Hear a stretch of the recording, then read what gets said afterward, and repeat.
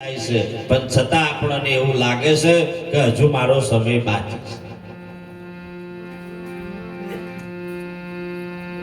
કેમ કે ઘણા આવું કાર્ય હોય પણ ભગવાનનું નામ ના લેતા હોય. માણસનો દેહ પડે એટલે બધા લઈને જાય ને એટલે ચાર શ્રીફળ બાંધવામાં આવે છે: ધર્મ, અર્થ, કામ અને મોક્ષ.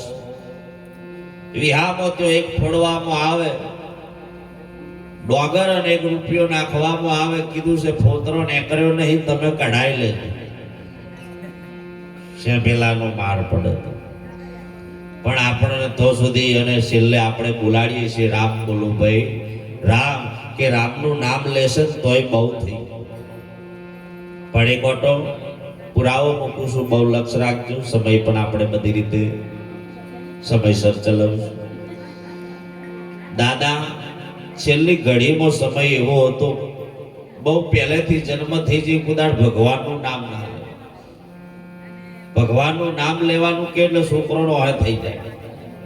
લાકડી માલ લે કદી કંઈક ને કંઈક, મને કશાનું નામ નહીં લેવાડવાનું. ભગવાનનું નામ લેવામાં પણ સાહેબ ખચકાતા હતા. સંતો રાતે શું કરે છે? બસ ભજન કરી તાલી પડાય રામ નામ બોલાડાવે છે કે આટલું કરવાથી એનું કોક તો વળે. અને એ નામ લેવા માટે તમે જો 4 છોકરોને એમ કે મારું બાપો એક ગોટો રામ બોલી જાય તો 100% પરમાત્માને પોમી જાય ને પોમી જાય. અને આપણા જીવનમાં આપણો દેહ પડ્યા પછી આપણે ક્યાં જવાના એ પોતે નક્કી છે. અને કીધું છે આશા તો વાસા ને સુરતા તઈ મુકામ. આપણું જો મન ભટકતું હશે તો જ આપણી વાસના એ રખડી ખાવાની છે. નકે કીધું છે હરિને ભજતો હરિમો સમાયરી લાલ હારે અવસરીએ, જેને સદગુરુ સેવ્યા, જેને હરિમો જેનું મન છે બાપ એ હરિને જ હમાવાનું અને હરિમો હમી જશે. પણ ઘણાનો જીવ જુતિયામાં હોય, બેઠા પછી જુએ ઉઠાય તો નહીં લઈ જતો. આશા તો રહેશે તો ઘણો જુતિયામાં ફિટ થઈ જશે. નહીં બુલેટ બાબા રાજસ્થાન નું બુલેટમાં જ જીવશે. તારે એમ મૂકો અઢળક પૂછે છે. અને અર્જુન મને જે ભાવે મન છે એ ભાવે હું પ્રગટ છું ને તું જે ભાવે માને એ ભાવે હું પ્રગટ છું. આ 4 દીકરાઓનો ભાવ કે મારો બાપ એક મોટો રામ બોલી જાય તો એનું જીવન સાર્થક બને એમ છે. અને રામ બોલાડવા માટે દીકરાઓએ બહુ કોશિશ કરી અને ગામમાંથી રામ સાગર લાયા. છેલ્લી ઘડી હતી અને કીધું કે પિતાજી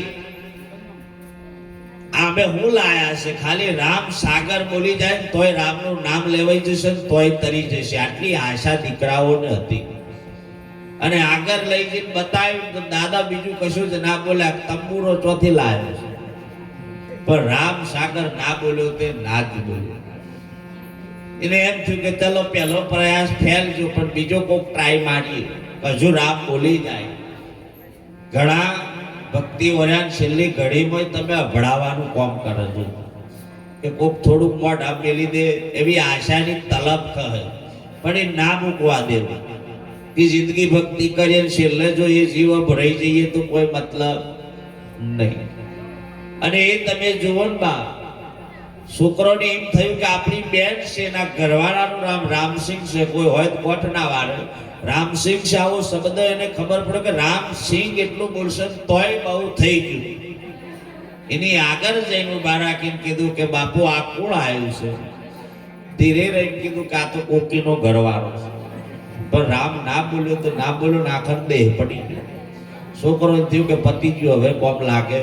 પણ છોકરીને બાપ બહુ આલો હોય, એને એમ વિચાર્યું કે ભલે આજે દેહ પડી જશે પણ સમયે એની હસ્તી લઈને ગંગામાં જઈને પધરાઈ દઈએ તોય પરમાત્માને પોમી જશે.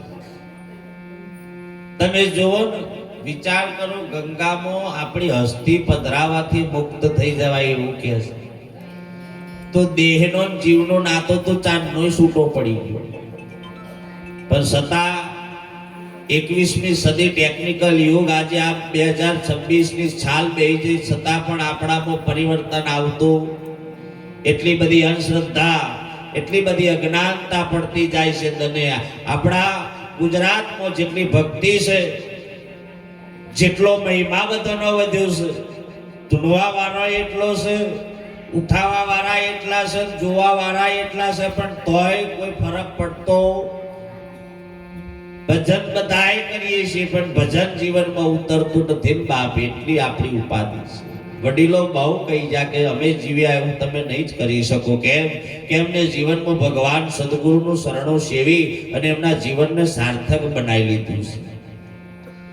આ દીકરીઓને સાહેબ આશા થઈ ગમે તેમ મારો બાપ છે ગંગામાં પધરાઈ દઈએ તો મુક્ત થઈ જાય, અને એ અસ્થિ લઈને મોટા ભાઈને પૈસા આલ્યા અને સાહેબ એક પુટલી તમે જો પેક કરી અને ઠેલામાં લઈને જો કાશી જતા અને હોજ પડી એટલે એને વિચાર કર્યો કે હોજ પડી તો શું કરવું, પણ એના મિત્રની એને ખબર પડી જઈ કે મારો મિત્ર કાશીમાં રહેશે. કાશીમાં ખબર પડી, ફોન કરીને તમે જુઓ તો પહોંચ્યો અને ત્યાં જઈને તમે જુઓ તો રાત વાહો રહીને હવારમાં નહીં ધોઈને ગંગાના કિનારે જઈને બ્રાહ્મણને કીધું બ્રાહ્મણ વિધિ વિધાન કરો, મારા બાપની અસ્થિ પધરાવવાની છે. અને બધી વિધિ વિધાન થઈને લાવો હવે અસ્થિ તમારા બાપાની જે હાડકો છે આપણે પધરાઈ દઈએ, જે ફૂલો કહીએ છીએ તે.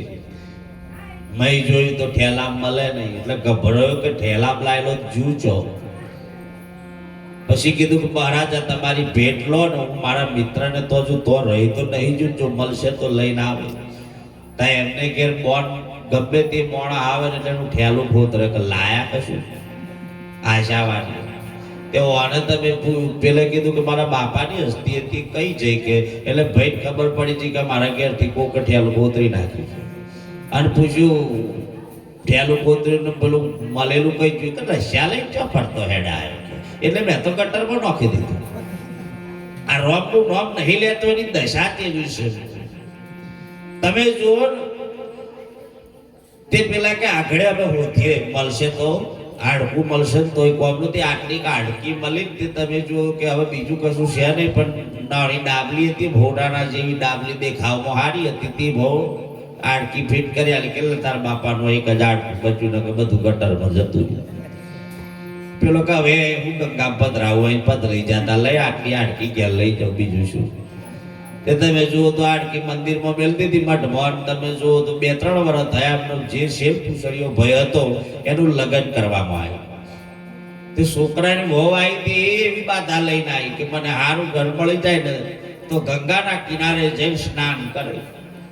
તા 3 વહુ કે લે નાની વહુના લીધે લીધે આપણને ગંગાના દર્શન તો થઈ જાય. ત્યાં બધા પાહો તૈયાર થતા પેલા મોટા ભાઈને યાદ આવી ગયું બાપાની હાડકી જે રહેલી ને લઈ લે, તે મેં પધરાઈ દેશું તો પૂરું થઈ જાય. હવે હેત લઈ જઈએ ને તમે જો તો બધા તો જો બધા નાવાના પોતપોતાની વાય નવી બહુ થોડીક શરમ વાળી એટલે વાટે હાલનો આડો રાશી નાતીને પેલા શેલ પૂછડીઓના ભાઈને કીધું કે બાપાની જે મેં ડાબલીમાં હાડકી છે ને કાઢી નાખી દે. આયો આખી નાખી દીધી. ડાબલીથી હાડકું સેજે પાણી નડવાના દીધું. એ તણગાતી નવી વહુ જો નાતી હતી એ પાછી તાર નવી વહુને એમ થયું કે આવી ડાબલી મેં પહેલી વાર જોઈ, સીધી ઉઠાઈને પાછી ઠેલી મેલ દીધી. લેતન ઘેર આયા છોકરા જણક બાપો પદ રહી જશે તો લો હવે ખર્ચો કરીને સાધુ સંતોને પણ ધન કરી દઈએ. બહાર ખર્ચો ઉઠાયો છે ને મેં વાતો કરો છો કે તને ગંગામાં નાવાથી હું થયું કે તનનો જો પણ મનનો ના જો. ગંગાને પૂછેલું એકદમ કે આ બધા પાપનું ગંગા તું શું કરે કે જાય દરિયાને પૂછ્યું કે તું આનું શું કરે કે બસ વરાળ થઈને બાષ્પીભવન થઈને વાદળો થઈને જો આવ્યું તો વરહી દાસ. એ થોડી હમ ઘરે આપણે તે તમે જુઓ નવી જે વહુ હતી એને કીધું કે મને તો ગંગામાં નાવાથી મને હોનાની ડાબલી મળી. મોટી વહુ જાણીજી મોનો ના મોનો પણ હરો પાછો આવ્યો કે 12 વાળા ના જોડે એના કરતો મહીજીને ખોડીને ઉડાડી મેલી એટલે વાત પતી જાય. એક ભ્રાંતિ કદે નહીં રાખવું. ઘરમાં જેનું મરણ થઈ જાય ને પછી મનમાંથી સંશય કાઢ નાખવાનો. પછી જો તમે મનમાં સંશય ઉભો રાખ્યો ને તો 100% ના થતું એ થાય. જેવું મોનો ને એવું પ્રગટ થાય. પછી તમને જંખ ખનારે ખાલી જે આપણા ઘરમાં રહ્યો એટલે જંખ ખનારે ભણકારા થાય કે મારી બા આવી જશે મને આ જંખ ખના મટાડી દેવાની છે. અને સદગુરુ આ ભ્રમણા મટાડે છે. એટલે તો સંતો સુંદર ભજનમાં કહ્યું છે સુરતાયો જાગી જેની ભ્રમણાયો ભાગી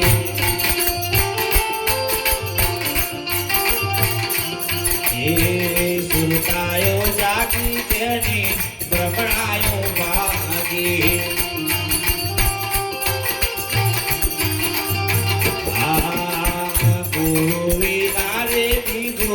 નજરે ના આવે મારી સુરતાયો જાગી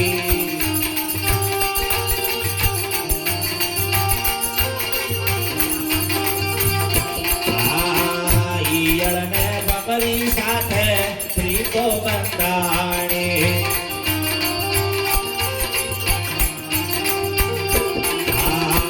ઈયળ ને બકરી સાથે પ્રીતો બંધાણી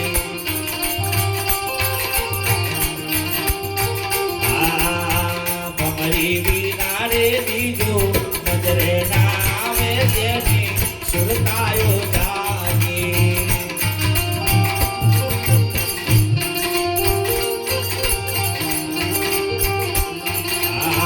ભમરીને કમળ સાથે પ્રીતો બંધાણી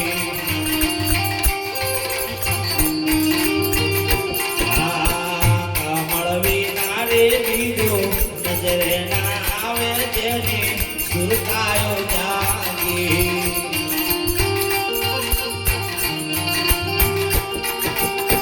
સુરતાયો જાગી એક નક્કી કરી લેવાનું કબીર કુવા એક હે પનિહારી અને કે ન્યારે ન્યારે બર્તન ભયો પાણી સપમાં એક તારે આ જીવ જો સીમો હમાઈ જાય પછી બીજું કોઈ રહેતું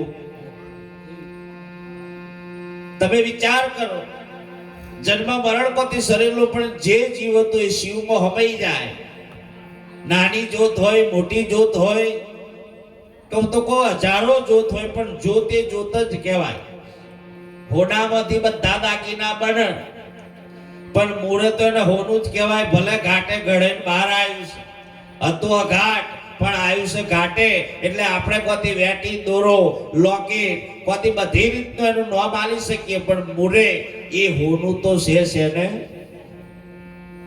ઘણા ભગવાનનો અંશ જ કે છે તમે જો સૂર્યના કિરણ પડે પણ સૂર્ય કદી નેચો ના એના કિરણનો મહિમા એમ તમારી અંદર એક તત્વ એક કિરણ હતું એ પાછું સૂર્યમાં હમાઈ ગયું છે બધા જાણો છો કે આખ્યાન રમવા વાળા રમે એટલે પડદા પાછળ તૈયાર થાય કોઈ રામદેવનું પાત્ર ભજવે કોઈ ભેરવાનું પાત્ર ભજવે એ બધું ક્યાં તૈયારી થાય છે પડદા પાછળ અને પાત્ર ભજવાનું આવે એટલે બહાર એનું પાત્ર જો હદી હોય તો હદી પાત્ર ભજવી અને પાછો પડદા પાછળ જતો રહેશે તો આ બાએ જેટલું જીવન એમને પાત્ર ભજવાનું હતું એ પાત્ર 3-4 પાત્ર હતો દીકરીનું હતું કોઈ માનું હતું દાદીનું હતું એ પાત્ર ભજવી અને એ પાછા પોતાના દેશમાં પહોંચી જા પડદા પાછળ જતા રહે અતિશય શોક પણ ના હોવો જોઈએ જીવાત્માને સદગતિ મળે એવું કાર્ય કરવાનું છે એટલે આટલું બોલી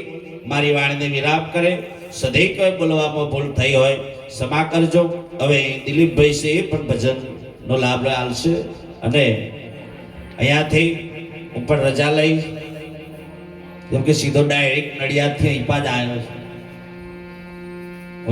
ઘેર હુઈ ગયો તો પાછો સમય પૂરો થઈ જાય હુઈ જા ભાઈ ઉઠાવ્યું નહીં તો બધાને એવું નહીં થતું હુઈ જા પછી કયા ઉઠ્યા ને કે ગયા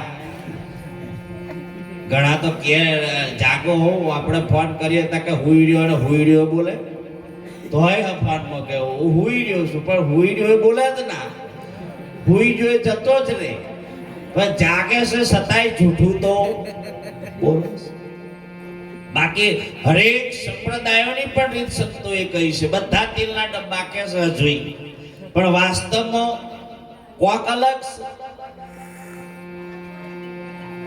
તેલનો ડબ્બો આજ સુધી કોઈ નક્કી નહીં કર્યું પત્રના ડબ્બામાં તેલ છે બધાને ખાતરી છે અને તેલ એક ચેતન તત્વ છે એની પણ ખાતરી છે પણ ડબ્બા ઉપર જે લેબલો લાગ્યો છે અલગ અલગ તિરુપતિનું બાલાજીનું કૈલાસનું ઉત્સવનું વિમલનું આ લેબલો જોઈને બધા ફાઇટિંગો થાય છે બાકી ચેતન તત્વ જે તેલ ઉપર દ્રષ્ટિ હોત તો સાહેબ સર્વ સમાન એક સંપ્રદાય બધા એક થઈને ભજન કરત ને પણ દબા જોઈ ફાઇટિંગ કરે છે ને એ બહુ આ સનાતન ધર્મ ટકવાનો નથી. ટકાવું હશે તો એકતા સાધુડોની પણ હોવી જોઈએ. એટલે આટલું બોલી વાળને વિરામ કરું. જય હો, જય ગુરુ મહારાજ.